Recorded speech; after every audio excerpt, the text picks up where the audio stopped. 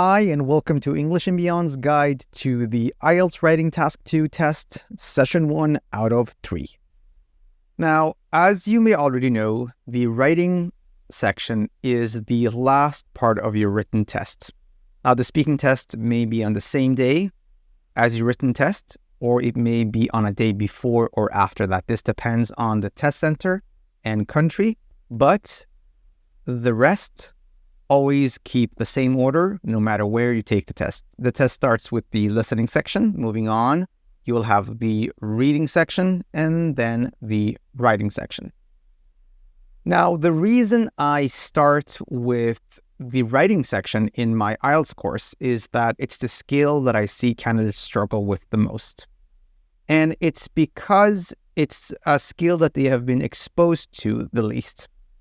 And I'm not just talking about IELTS writing. If you think about it, for any language, even your mother tongue, writing is the least used skill. Usually mostly listen, and then next comes speaking, and then reading, and lastly writing. Of course, there may be some people that may write more depending on their jobs and or their hobbies, but people are most likely to write very little unless they need to for some sort of assignment or something.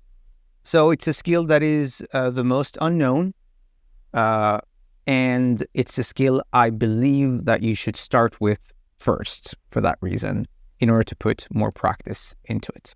So now the writing test, the writing section, is the last 60 minutes of the written test. It is made up of 2 tasks. The first task is one of the parts where it differs whether you're taking the academic module or the general training module. From now on, if you see AC in any of the slides or files, know that that's referring to the academic module. If you see GT, know that it's referring to the general training module. So for the first task, for the academic module, you are asked to write a descriptive report of at least 150 words. And for the general training module, you are asked to write a letter of at least 150 words. And this will make up 1/3 of your writing score. The second task, you are asked to write an argumentative essay of at least 250 words.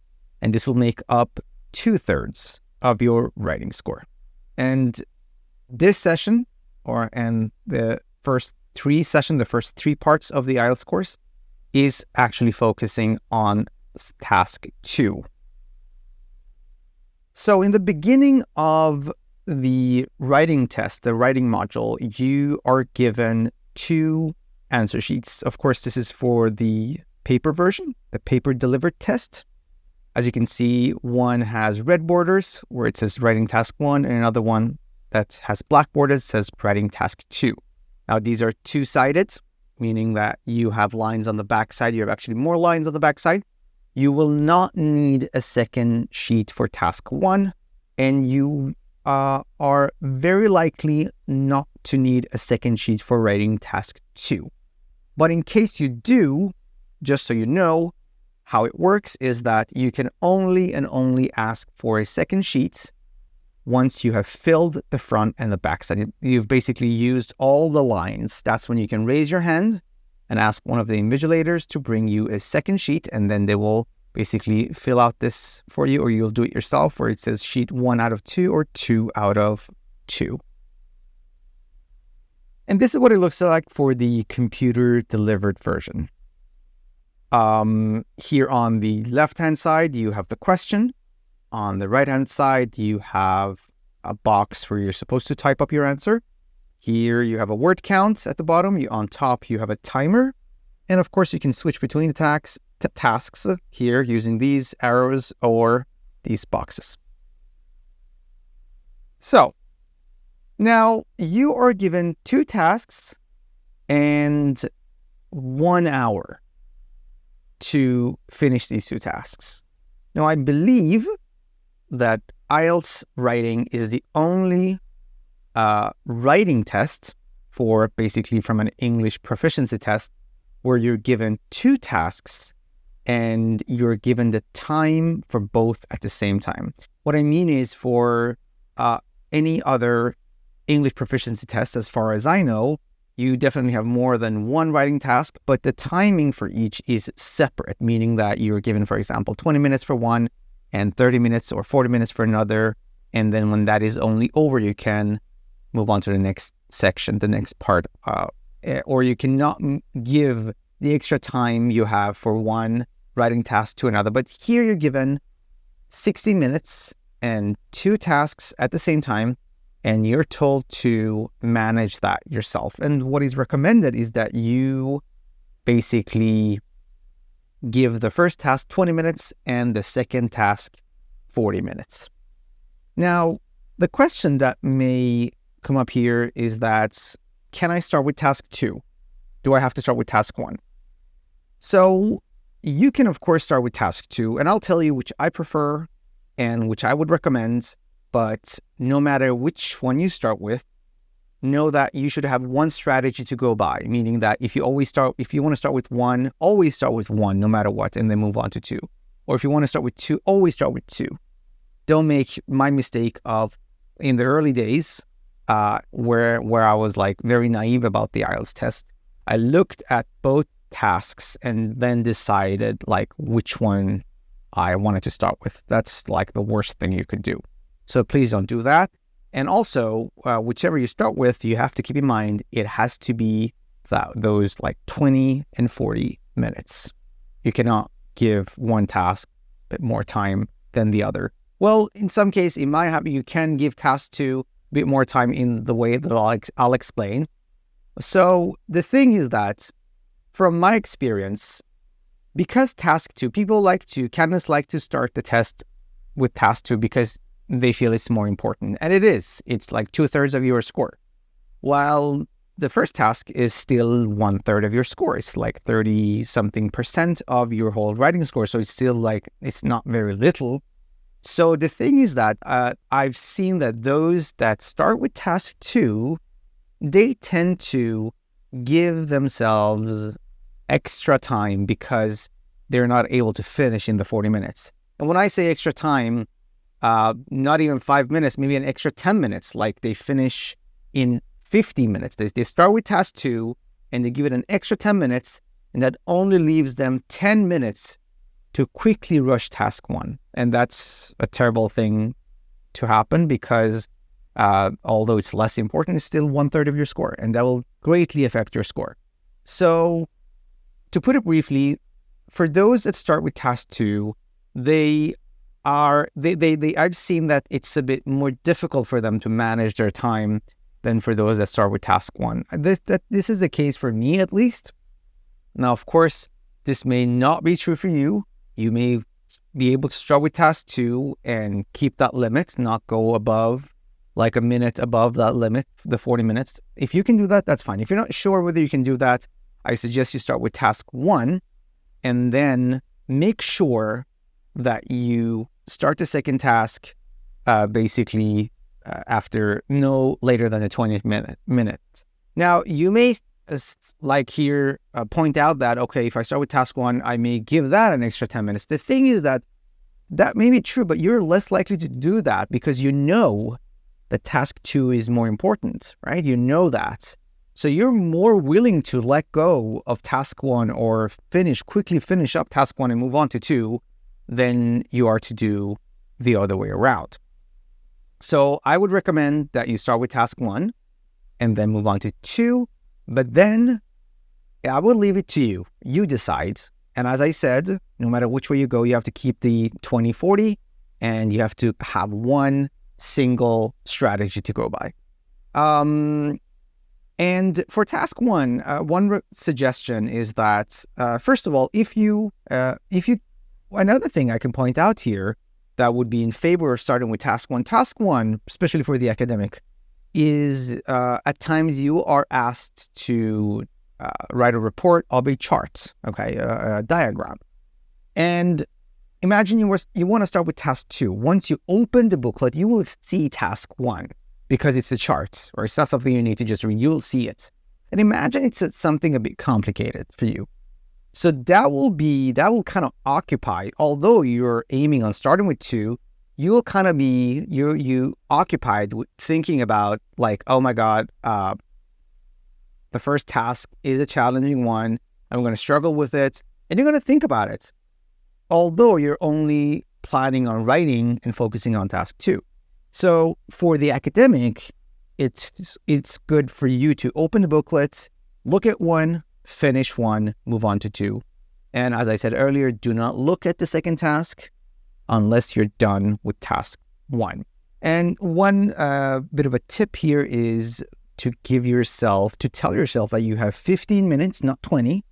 Tell yourself that you have 15 minutes. Try to finish in 15 minutes so you can actually finish it, the first task, I mean, at the 20th minute. And when I say finish, I mean not just rushing, I mean writing the minimum of 150 words and checking what you've written. The checking part is a very important part. I'll be emphasizing that throughout this course.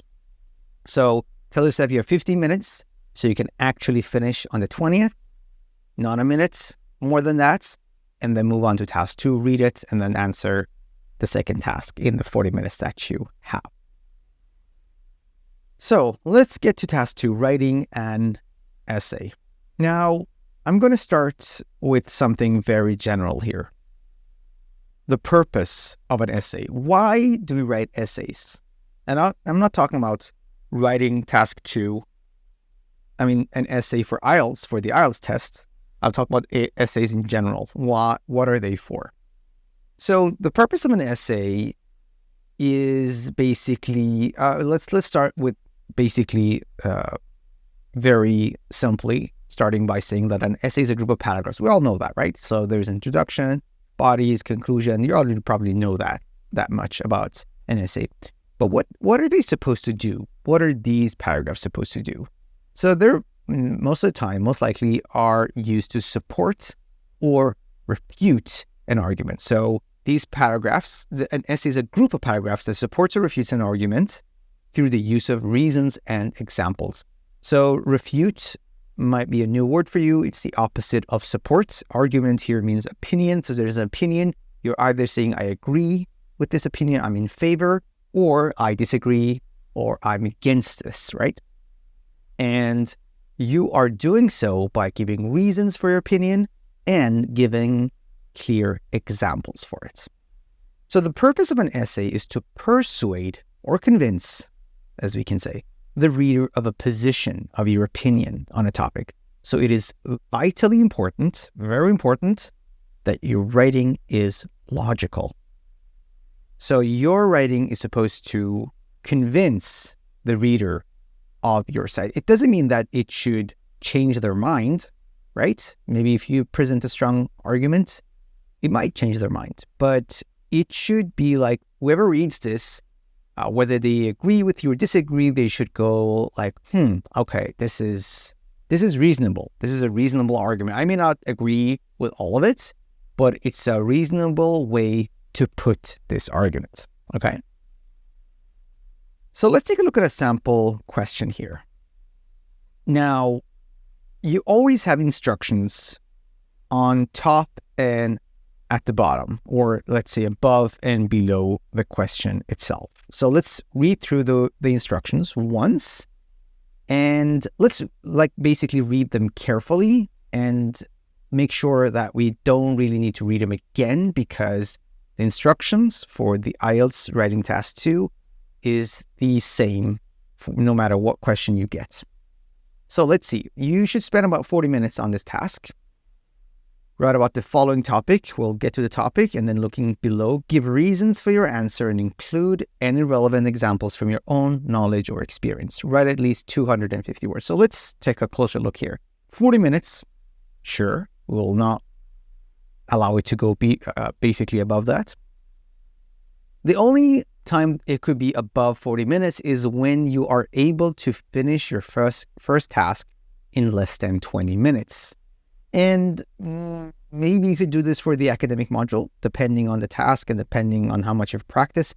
It's more common for me when it comes to the general task one, where I'm supposed to write a letter That's a bit easier because there's less analysis going on there. Like, you don't have to deal with numbers, charts. So that's the time when you can actually give the second task a bit, like a few more minutes, because you finished your first task in less than 20 minutes. So give reasons and examples from your own knowledge or experience. Know that most of your essay, that would be your bodies, would actually be made up of these reasons and examples. And then 250 words minimum, which would be a very easy thing to do. So let's remove those instructions now and just look at this question that we have at hand and see how we can turn this into an essay in 40 minutes. So I'm going to start with the steps to an essay. And I've divided the steps to an essay, the things that we're supposed to do, into 5 parts. So there are 5 steps, and I will help you with one of the steps. I'll make one step very clear for you right now, which is step 4. That is writing your essay. And when I mean writing, I'm talking about writing the introduction, the bodies, the conclusion, the whole thing. So that means that there are 3 things I'm asking you to do before writing, and then 1 thing that you should do after writing. All right? You might have an idea of some of those things, but let's take a closer look. So the first thing is analyzing the question. I'm gonna get into this step and steps 1, 2, and 3 soon. I'm gonna just tell you the steps, and then we're gonna have a more detailed look at what they mean exactly. So analyzing the question is the first one. Brainstorming ideas to write about is the second step. You may have heard of this before. Planning your paragraphs and essay is step 3. Writing step 4. And checking what you've written, step 5. So we can summarize these steps into the pre-writing stages, steps 1, 2, and 3, analyzing, brainstorming, and planning. The writing stage, which would need most of your time, most of those 40 minutes. And the checking stage, or the post-writing stage, as I call it, which is also a very important part. We'll get into that one in the coming sessions. So let's start with analyzing. What do we mean by analyzing the question? So in analyzing, we are doing 3 things. We're identifying the topic, we're identifying the task, we're circling or highlighting keywords. So what do we mean by each of these? Let's start with identifying the topic. So this question that we have, we didn't actually read it earlier. Let's first read the question. The crime rate among teenagers has increased dramatically in many countries. Discuss some possible reasons for this increase and suggest solutions. So what is the topic here? You might say the topic is crime. Of course, that's very clear. But I'm going to make it a bit more specific here by asking what exactly is the topic. It's about crime, but it's limiting us. It's a certain type of crime that we're only focusing on here, and that is crime rate among teenagers, or teenage crime. Now, the topic is actually, the question is limiting us further by asking about a specific part of teenage crime. Not about teenage crime in general, but it's only talking or mentioning it's a recent dramatic increase, right?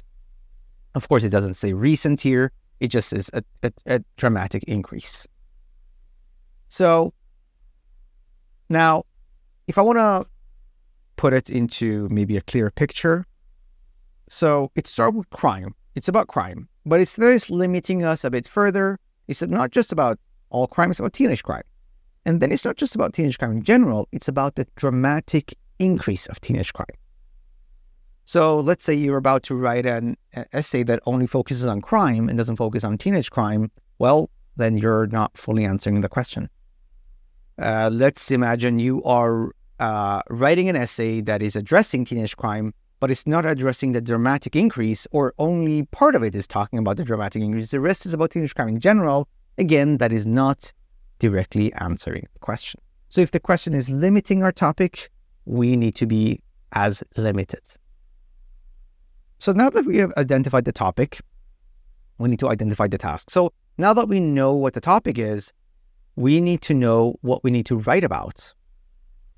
So the task is the part of the question that tells us what we have to do to answer the question, basically. And this will be 25% of your score, 25% of our score for the essays based on task response, which is how we have responded to the task.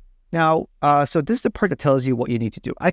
Now imagine, let's go back and talk about like the dramatic increase of teenage crime. Imagine I told you, I want you to write an essay on the dramatic increase of teenage crime. And you would go like, okay, what about it? What exactly do I write about? It's not quite clear what you need to say about this. That's where the task comes in. So the task here, something you need to ask yourself, what exactly do you have to write about? Do I have to write about here? And here's, as you can see, discuss some possible reasons for this increase and suggest solutions. I've highlighted the S, the plural S endings, because that means that you cannot give one reason, one solution. It has to be more than one plural. Let's take a look at another one and see if we can identify the topic and the task here. This is from Cambridge 6, Test B. And Test B is, if you look at the IELTS Cambridge books, the test books before Cambridge 11, academic and general training tests were together in one book. Every book had 4 academic tests and then 2 general tests, which were Test A and B. So this is referring to Test B from Cambridge IELTS 6. Using a computer every day can have more negative than positive effects on young children. Do you agree or disagree? So what exactly is the topic? What exactly do you have to write about? Let's start with the topic here. The topic here is about computers, maybe. Not just computers in general, but it's about children's computer use. And not just children's computer use, but children's everyday computer use. So here, if you're missing out, if you kind of skip or basically oversee one of these items in the question of whether it's like children or whether it's everyday, or even computers, you talk about technology in general, about children's technology use or maybe mobile use, it's not really answering this particular question. Okay? So, the topic here, the effects of young children's everyday use of computers. But what is the task? What exactly do I have to write about here? I can't just tell you. If I just told you write about the effects of young children's everyday use of computers, I'm not answering this particular question. The question is asking our opinion or whether we agree or disagree with something in particular. As you can see, it's asking us to agree or disagree whether it can have more negative than positive. Can this have more negative than positive? And you either have to say yes, can have more negative than positive, and these are my reasons and examples, or the other way around. Now, some may interpret it differently. This is the first part. The first question you see is the one that we just had. Do you agree or disagree that it has more negative than positive effects on young children? It's just has been rephrased a bit. But to some, they interpret it as what are the positive and negative effects on young children? If you just give the positive and negative effects of children's everyday use of computers, you have not answered this question. You have to say whether there are more negatives than positives of doing so or not. So we want to be very careful when we're trying to identify the topic, whether it's limited or not, and the task. So the whole thing is the task. The topic, the one in green. This is a bit of a longer question, but the thing I like about this particular question is that there are certain elements in it that usually are missed by the learners that I work with. And they would make one of these mistakes that I'm about to tell you with either the topic or the task. So let's see what those are. I'll read the question. This is from Cambridge IELTS 10, Test 1. it is important for children to learn the difference between right and wrong at an early age. Punishment is necessary to help them learn this distinction. To what extent do you agree or disagree with this opinion? What sort of punishment should parents and teachers be allowed to use to teach good behavior to children? So there are two questions here, as you can see. Now, the first problem here is identifying what this opinion is referring to. Of course, you might find it easy, but I have noticed that many, at least some, misidentify this opinion and think of the first sentence as the opinion this is referring to, that this is referring to, the first sentence. Basically, that is not an opinion, that is a fact. The point that it is important for children to learn the difference between right and wrong at an early age, there is no argument there. There are no parents that would say, I don't believe that my child should learn right from wrong right now. The thing is that the difference here comes in what they believe maybe right and wrong is and how they should teach their children that. That's where the difference comes in, or the disagreements may come in. But everyone would agree that, okay, well, a kid should learn right from wrong at an early age. There's no specific age. You shouldn't wait as a parent to say, okay, well, let's teach what right and wrong is now. The way you teach a child differs depending on how old they are, of course, but they should be able to, you should teach them the difference, or they should learn the difference between right and wrong from an early age. Now, the opinion here is punishment is necessary to help them learn this distinction. So we'll talk a bit more about this one soon, but so this is one thing that some confuse. They argue about the first sentence. There's no argument there. It's just a fact, introducing the whole thing and getting to the opinion, which is the second sentence. Now you may ask, how do I know which one the opinion is? Well, if you pay attention, it's quite clear that the first one is a fact, an obvious fact. And so it's the second one. The first one is only leading us to the second part. So misunderstanding the presented fact with the opinion is one common mistake with this particular question. Then if you take a closer look at this opinion that we were asked to agree or disagree with, what is that opinion exactly? Now, many candidates, this is a more common mistake I see them make, is that they start arguing that punishment is wrong, that we shouldn't punish kids. And that's not what the task is asking us, right? Or the topic. The topic is not telling us that we should punish. It is asking whether we agree or disagree with punishment in general. It's the necessity of punishment in teaching kids right from wrong. That is a question. That is the focus here. So I'll repeat, we are not writing about or discussing whether punishment in itself is right or wrong, or whether you agree or disagree with punishment in general.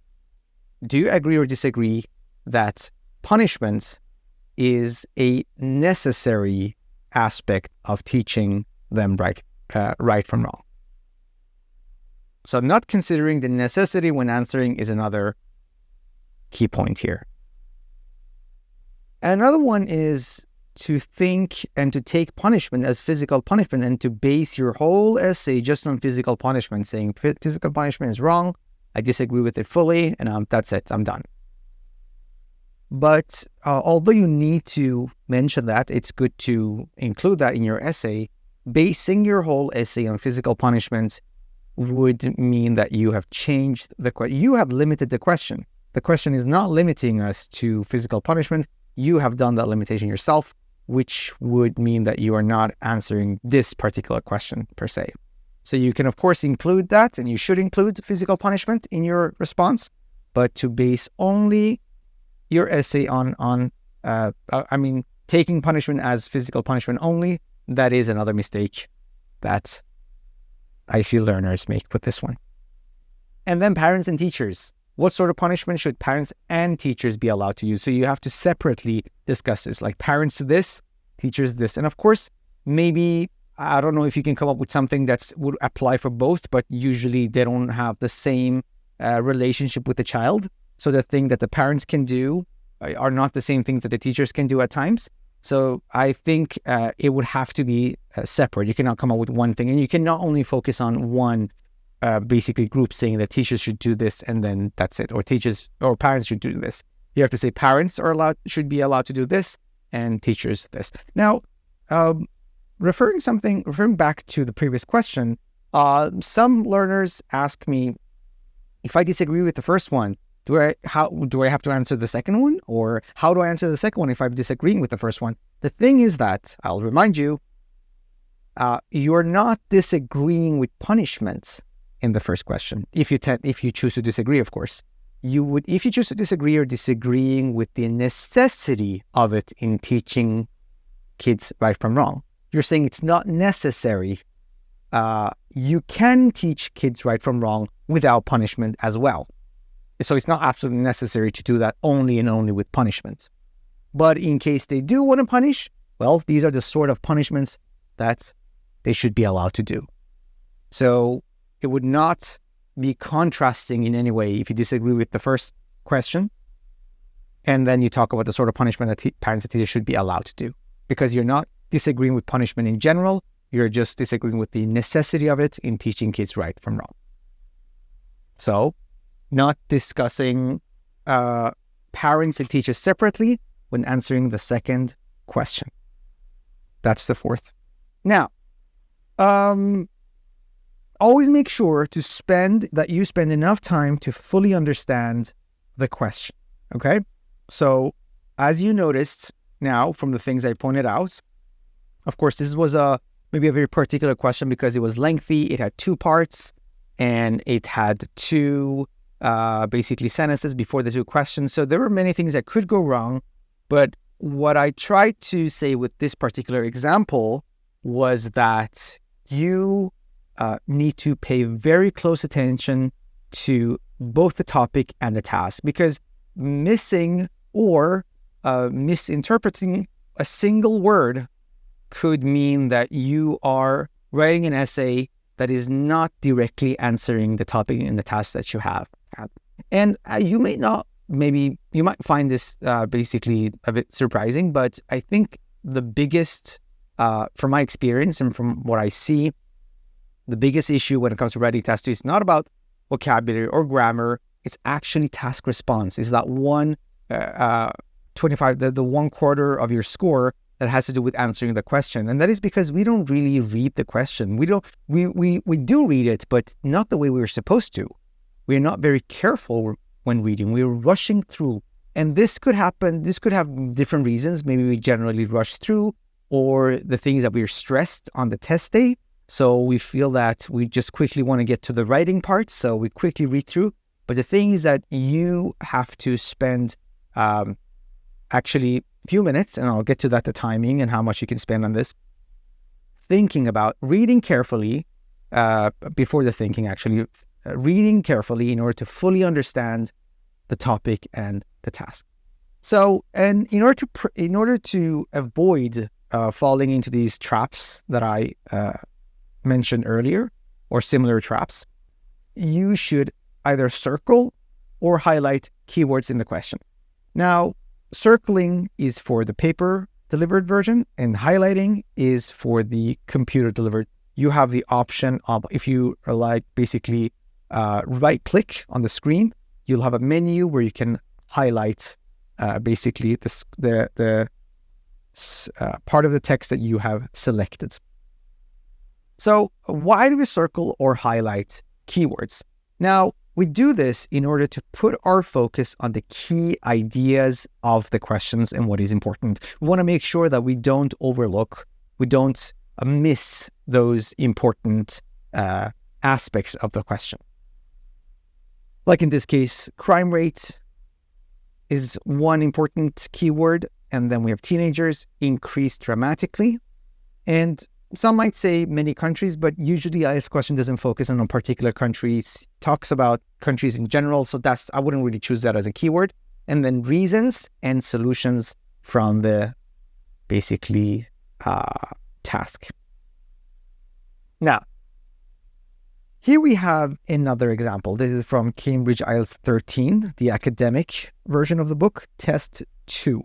Some people believe that nowadays we have too many choices. To what extent do you agree or disagree with this statement? Now, there's a bit of a difference here between this question and the ones that we had earlier. In the previous questions that we saw, the question was limiting us, was limiting our topic. Here, we're not being limited. We're saying choices. It's not mentioning what kind of choices. And so basically, it's leaving it up to us to talk about choices. It could be daily choices we make. It could be bigger choices we make throughout our lives. That is up to you. Now, whether you like to have an open hand in choosing, like in this case, some like this, basically gives them a free hand to go around and look for something they're more comfortable writing on, while others prefer to have a topic that is limiting them, so they only have to think about that. To me, I like this because it allows me to, as I said, go and write about something that I feel I'm more comfortable with, rather than limiting me to something, a particular type of choice. For example, choices in, let's say, university or college majors, and then me thinking that maybe I don't have enough ideas about that. So now, what keywords would you highlight here? Well, probably these. Nowadays, many choices, and then agree or disagree. Some might say some people, but then again, it's not particular type of people we write about. It's basically always some. But there's something missing here. There is something important missing here. Like one keyword here, missing one keyword can change the whole idea, the whole question here, and that is to. So if I ask you, do you agree that we have many choices today?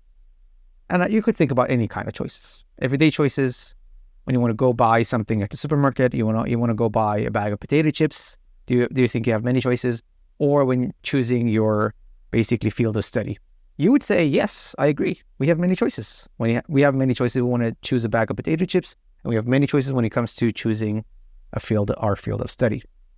But if I am to ask you, do you think we have too many choices, meaning more than is needed, more than is enough, which gives you a bit of a negative weight? Would you agree with that? Now, some might say, yes, I think it's too many. I think we have too many. I think it's confusing we don't need these many. Or someone else might say, well, I think it's actually great that we have these many. It's not too many. We need more. Or it's just enough. Someone else might say, well, I think it's too many when it comes to a particular area, like the potato chips. We don't need, 10, 20 different types of potato chips. But we do need all these fields of studies, for example. They may agree that it's too many choices in one area and not too many in another. So what I'm trying to get to here is that the one word, that two, missing that two, and just answering the question, which I have had students that have done that. They have argued, they've answered this by saying, well, yes, there are many choices, and given examples for that. That's not what the question is asking. The question is asking whether we have too many choices. Too many, more than needed, that is. So let's talk about the brainstorming stage. In the brainstorming stage, what do we do there? In the brainstorming stage, you think of as many ideas as possible and you make brief notes of these ideas. You know that you're given a scratch paper and a pen, if you're taking the paper delivered, you can use the question booklet as your scratch paper. If you're taking the computer delivered, you are given a piece of paper and a pen, which you can use to make notes on for all the sections. Now, you're going to think of as many ideas as possible in this stage. Do not discard any ideas, meaning do not delete ideas. Or in other words, do not say, oh, this is a good idea, this is a bad idea. I'm going to choose this, not going to choose that. No, just collect, just gather any ideas relevant, of course, to the topic and task, as there are no bad ideas at this stage. Don't judge the ideas, whether you think they're good or bad. Just collect them. The more ideas, the better. The more, the merrier. you will have around 2 minutes for this in the test. So out of the 40 minutes, you can spend 2 minutes collecting ideas, okay? And on your piece of paper, you kind of draw this cross, like a chart. The C here stands for causes, here, referring to the reasons of the questions that we had, and S for solution. Then you start making notes of causes and solutions. The more, the better. A mistake some make is that they come up with 2 causes. The first 2 causes they come up with, the first 2 solutions they come up with, they stick with those and they write an essay on that. Note that the first 2 things that come to mind may not be the best ones. So give it more time. Don't rush it. Do not rush it.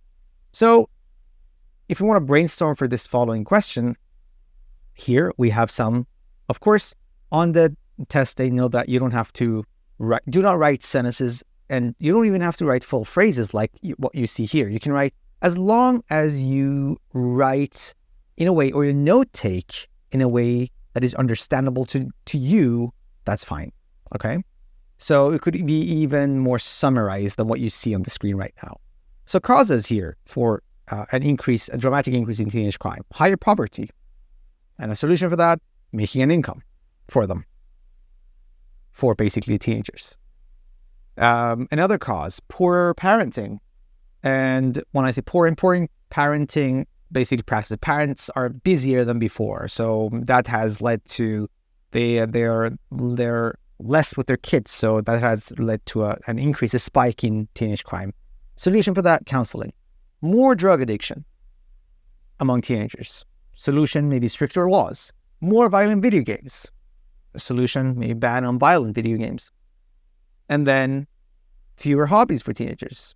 They don't have anything to do, so they start doing, breaking the law, doing small things, and then they start doing it for fun, and then it gets more serious. So solutions, providing facilities where they can get busy, they need to be busy.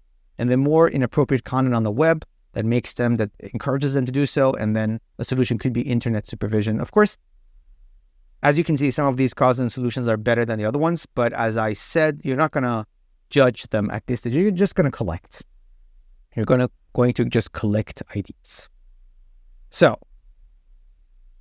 as you can see in the causes, it says higher, poorer, more, fewer, more. Why? And that is because we're talking about a dramatic increase. We're not saying why there is teenage crime. Why do teenagers commit crime? We're writing about why there's been a dramatic increase in it. And that's why you see these ideas. The planning stage is now where you pick the best ideas from your brainstorming notes. So you have a list of causes, you have a list of solutions. You're going to pick 2 causes and 2 solutions. How do I pick? Which are the best ones? Well, the best ideas are those that seem more logical globally. That means that you don't want to present a solution or a cause that is particular for your country. Anyone who reads your essay anywhere in the world should make sense of it.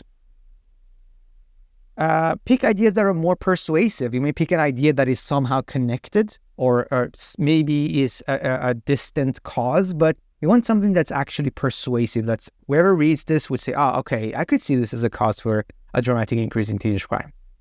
But also more importantly, you want to choose ideas that you can elaborate more on. You can actually write, you can describe, you can explain more on this, all right? You can write on, because ideas may seem like good ideas, but then when it comes to elaborating on them, writing on them, you say, I don't have actually anything to say. I don't know how to, say anything more on this.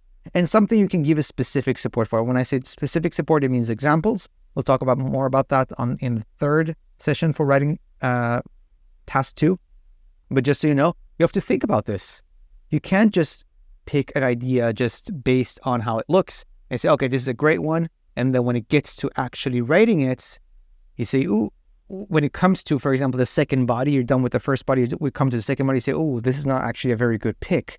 I don't know how to extend this, or I don't have an example for it. These are things you have to think about beforehand. You need to make notes on it. So on your scratch paper, when you circle those causes and those solutions you feel are best, and you make, again, some notes on how you would describe them and the example you would give for them. Okay, you have to make notes on these beforehand. when it comes to writing, you only think about how to put these into written sentences. If you're writing and thinking about how to basically open up the idea or elaborate more on the idea, then you haven't really spent a right amount of time brainstorming and planning. Okay, so when it comes to writing, you should only be thinking about how to write the idea that you initially came up with. So pick the best ideas from your brainstorming notes, as we said. Also think of and note the details and the order for you to present them in your essay. So as I said, the details should also be clear for you then. I always like to give the example of the two cooks, the impulsive cook versus the planner. So I ask two people to cook something delicious in 40 minutes, okay? So the impulsive cook, they quickly, because they have only 40 minutes to cook something delicious, they quickly rush to the fridge and they just pick some ingredients and start cooking. While the second one, the planner, they spend 5 minutes looking through the cabinets, looking through the fridge to see what ingredients are available, and then pick few ingredients that go well together. The person is planning for something delicious. Now, the first one is mostly worried about finishing in 40 minutes, but they're not very likely to finish having cooked something delicious. The second one is planning to do that from the beginning and is likely to do so.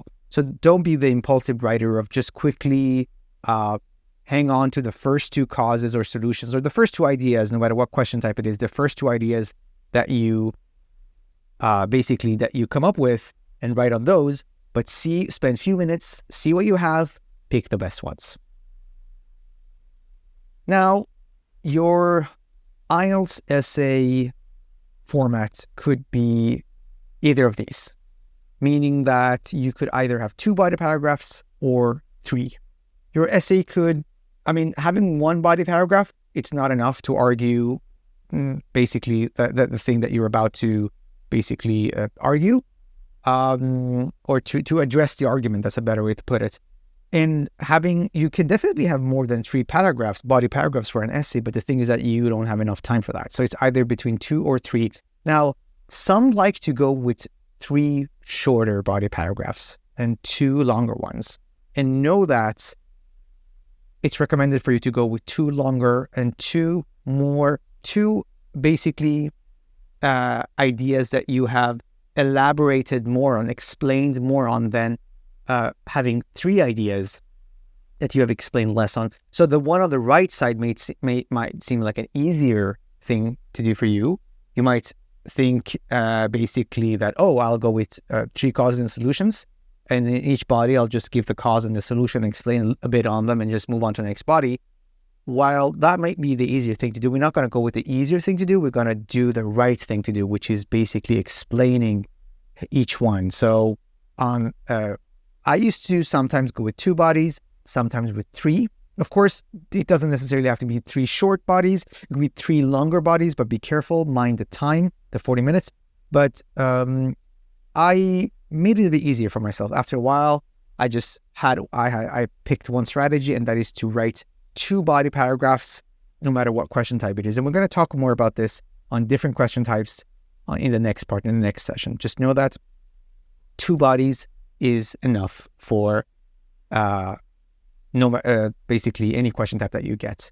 So here you're presented with 2 basically ways to go with the 2 bodies. If we have 2 causes and 2 solutions, you can write cause 1, solution 1 in body 1, cause 2, solution 2 in body 2, or the one on the right, 2 causes in the first body, 2 solutions in the second. Now, between these 2, many choose the left one, but it's the right one that I recommend. And that is because we're not going to go with what's easier for us. We're going to go with what's easier for the reader. Okay? So if you have listened to a talk someone give on a particular issue, they first talk about the causes, then they move on to the solution, rather than jumping from cause to solution and again cause to solution. So 2 causes, 2 solutions. So how much time do we give for the pre-writing stages? Out of the 40 minutes, you can give 4 minutes, up to 4 minutes for the pre-writing stages. Of course, more time can be spent when practicing for now, meaning when you practice pre-writing stages right now before your test day at home, you can give it, 10 minutes, 15. Let me put it this way. You spend as much time as you feel you need unless you have a plan that you're happy with. You have a plan ready that you are happy with. And when I say a plan, it's something that if I were to tell you, write this essay right now, you don't really have to think about any of the ideas or the examples. You have it all on paper. You have the notes. You only turn them into paragraphs, sentences and paragraphs.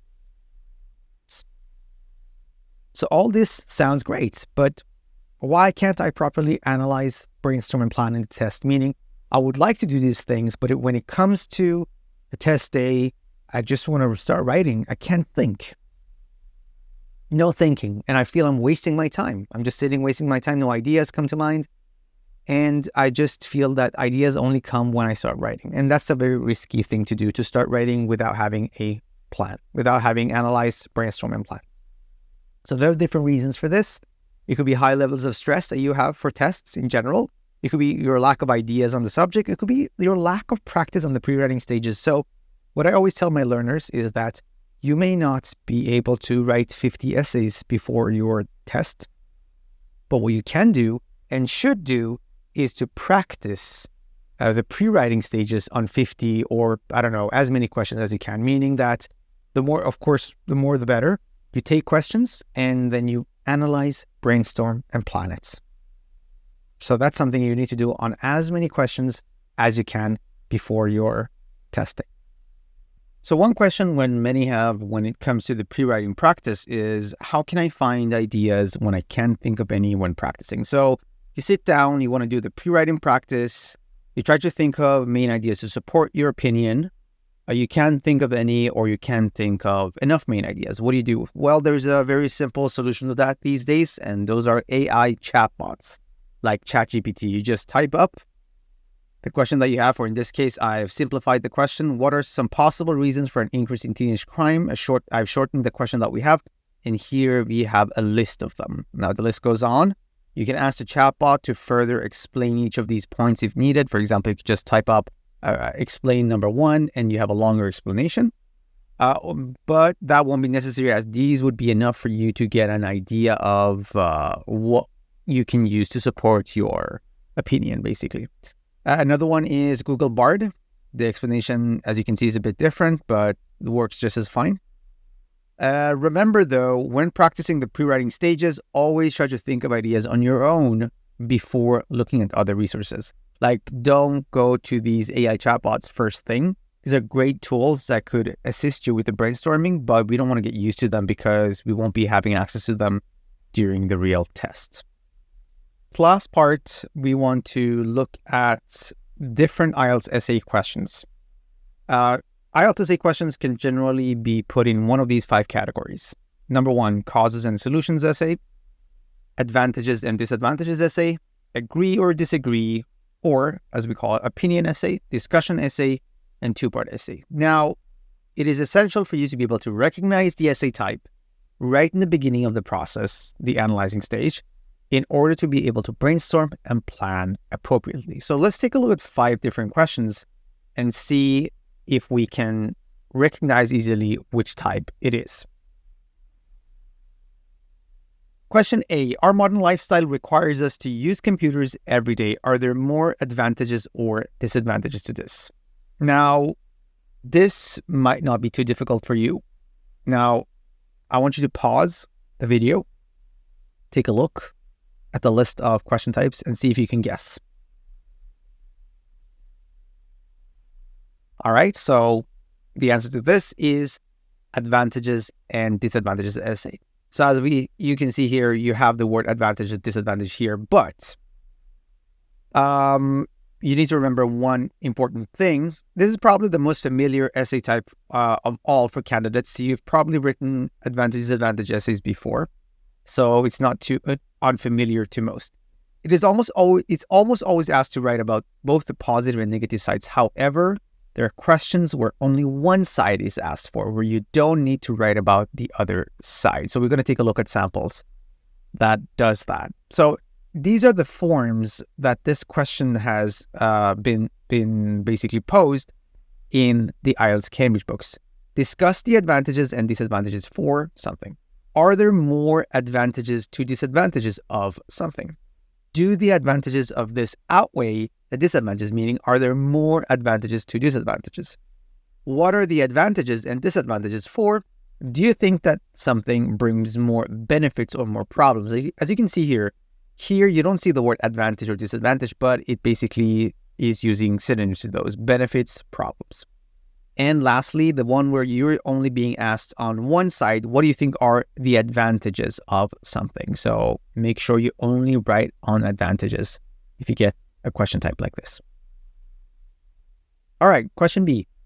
It is believed that computers are doing us more good than bad. Do you agree or disagree with this? I want you to pause the video, think for a second, and then choose one as an answer. Okay, so the answer to this is agree or disagree essay or opinion essay. Now, agree or disagree opinion essays is the most common question type where a point of view or two is given and the candidates are asked to give their own opinion on it. Now, it can come in these forms. Do you agree or disagree? To what extent do you agree or disagree? Or to what extent do you agree or disagree with this opinion? How true is this statement? What are your opinions on this? Do you think this is a positive or negative development? Now, these are all known as the agree, disagree, or opinion essay. Many ask about the last one, like, isn't this more like an advantage, disadvantage? It is not, because in an advantage, disadvantage, you're asked to write about both of those sides, whereas in this case, you are only saying whether it is positive or negative and the reasons for why it's positive or negative. You're not talking about both sides. You say, well, I think this is positive. These are my reasons. Or I think this is negative, right? You're not comparing the positive or negatives. So it's not like the advantage, disadvantage where you're comparing the advantages and disadvantages. All right, moving on to the next one. Question C. People's daily activities are becoming too reliant on computers. What are the reasons for this over-reliance and what are some possible solutions? As you can see, the questions that you have here are all pretty much the same. They're all about using computers, right? So I basically took one question and tried to change the wording to make it fit for different question types. The topics are all the same, but they're looking at it from different angles and different aspects. So I want you to pause the video and see if you can guess what the correct answer is for this one. Right, this is a causes and solutions essay, similar to the one on teenage crime. We're supposed to write causes and the solutions to it. Now, cause and solution essays have come in these forms previously. Number one, give some reasons why this change has happened, causes, and suggest how, solutions, but you don't see the word cause or solution. What do you think are the causes of this? What solutions can you suggest? This is pretty straightforward. Why do you think this is happening? Cause. What can governments do to help? Solution. But solutions only from governments. That's it. No other type of solutions. What do you think are the causes of these problems and what measures could be taken to solve them? Solutions. What do you think are the main causes of something? How can we deal with those causes? And this is, as I just pointed out, what can governments do to help? Only governments. Question D. Some people say that computers have made life easier and more convenient. Other people say that computers have made life more complex and stressful. Discuss both these views and give your own opinion. So I want you to pause the video and then see if you can guess the answer.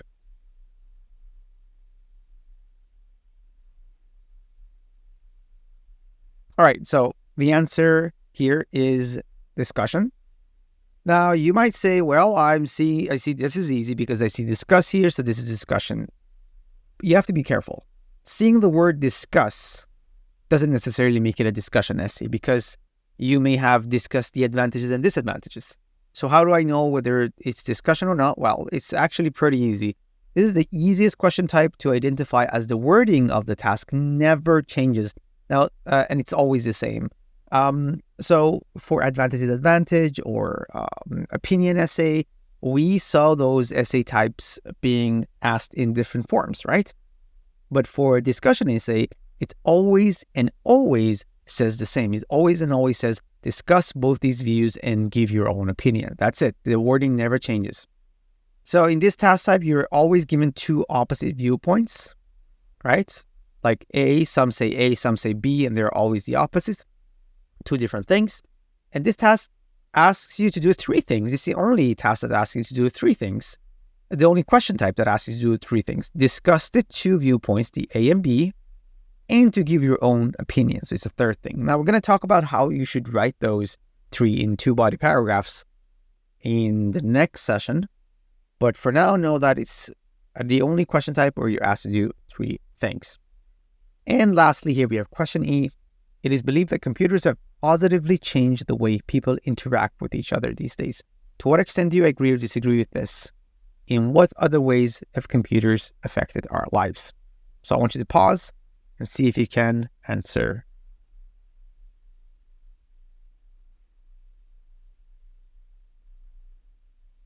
All right, so the answer to this is two-part. This is a two-part essay. Now, what is a two-part essay? This is a question type that may be difficult to identify as candidates usually mistake them for other types. Now, it's always made up of two questions that are not of the other combinations. And it's very common for the first question to be an agree-disagree question, but it's not always so. Now, what this means is that now it's always made up of two questions, right? But having two questions doesn't always make it two parts. Now, if you see it's two questions, none of the previous question types, think of it as two-part.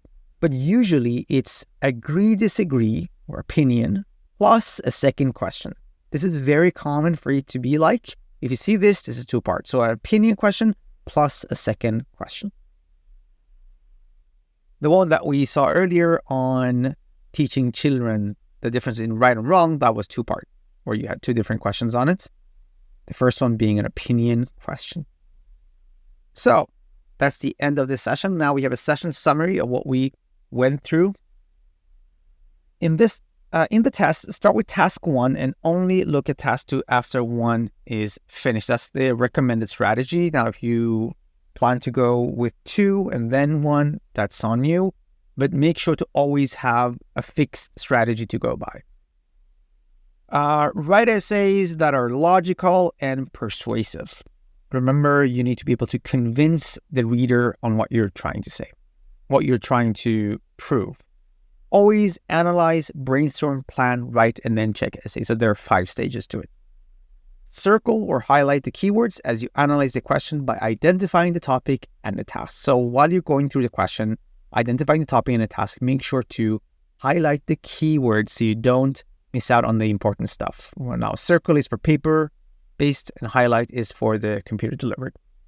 When brainstorming, only collect ideas without dismissing any. Now, don't say this is a good idea, this is a bad. You only collect them. It's in the next stage, the planning stage, where you choose the best ones. Choose the best ideas and how to present them. As a plan, we talked about what we mean by the best ideas, but be careful. Make sure this is very important for you to think it through. Because if you choose the wrong ideas that you cannot explain further, you won't have time to go back and fix it.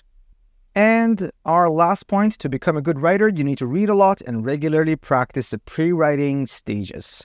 So these are things you'll need to do up until your test day. That is to read good sample answers on different questions and to read articles on topics that may come up in the IELTS writing test, and also to read the main ideas provided by AI chatbots on different questions. And of course, to practice the pre-writing stages. Only by doing these, you can guarantee to be ready for the test day, where you have to come up with good arguments to support your opinion in the first few minutes of the IELTS writing test. That is the end of session 1. Make sure to check out the other 2 and keep in touch and don't study too much.